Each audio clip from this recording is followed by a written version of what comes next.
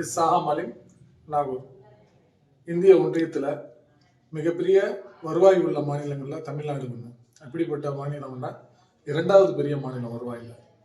இந்த மாநிலத்தில் தொழிற்சாலைகள், விவசாயம் மற்ற எல்லா அடிப்படை வசதிகளும் இந்த மாநிலத்தில் மக்களுக்கு வருவாயை கொடுத்துட்டு இருக்கு. இப்படிப்பட்ட மாநிலத்தில் மக்கள் என்ன எதிர்பார்க்குறாங்கன்னா 2025 இந்த மாதம் ஒரு தரம் தமிழக அரசு மின்சாரத்தை கணக்கிட்டு அதுக்கான தொகையை வழங்குறதா சொன்னாங்க. அந்த அறிவிப்பு வரும்னு மக்கள் எதிர்பார்த்துட்டு இருக்காங்க.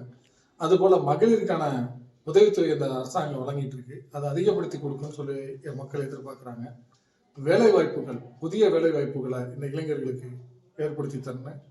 அதுபோல மக்களுக்கான வருவாயை பெருக்கக்கூடிய எல்லா விஷயங்களையும் அந்த அரசாங்கம் செஞ்சு கொடுக்கணும்னு மக்கள் எதிர்பார்க்குறாங்க.